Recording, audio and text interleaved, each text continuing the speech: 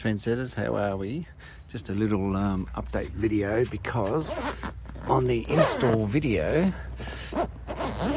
we didn't get a full upload.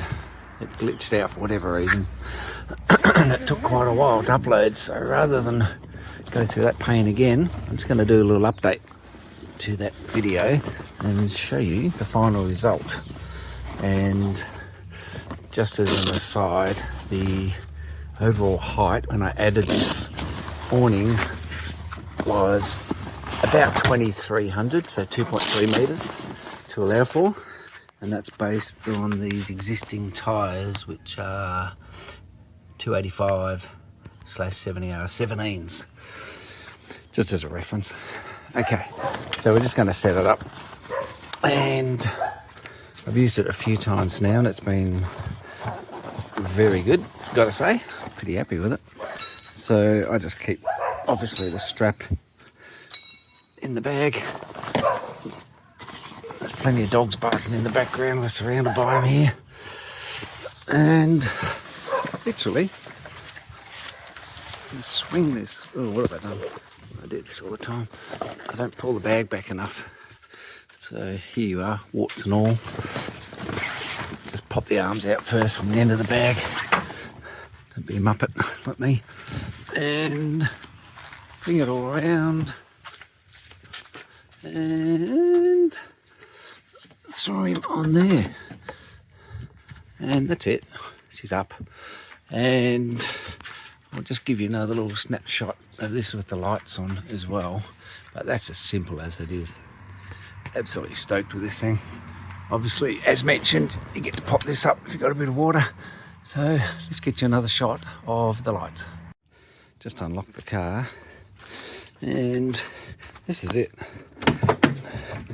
I've got a little bit of a custom setup, as most of you no doubt do with these cars, because they're really cool for customizing.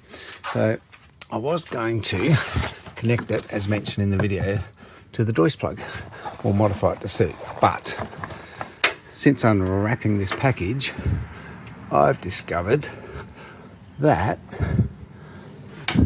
it may just be simpler, because I've got an auxiliary battery installed now, and it's going to power the lights and all the EXT and INT, internal, external roof switches, via the auxiliary. But with the awning, I can just bring it through here, plug it into this USB, throw it over, shut the door, do whatever you want, and you're golden, good to go. And just to show you, I'll turn all the lights on. Yeah, white light, I guess. And for power draw, let's have a look. How much do 3 lights of that awning draw? There you go. Not even half an amp. Hopefully you can see that. Less than half an amp. So just to show you that I'm not tricking you, because that's not getting solar topped up or any of that sort of stuff, I'll turn them off. Turn them off. Still got the plastic on them. Let's take that off. There you go. So no tricks involved. Less than half an amp current from those 3 lights. So I'm definitely happy with that. And also added some other lights to the Grenadier, but we're going to do a bit of an update video on what we've been doing to this thing. So hope that helps.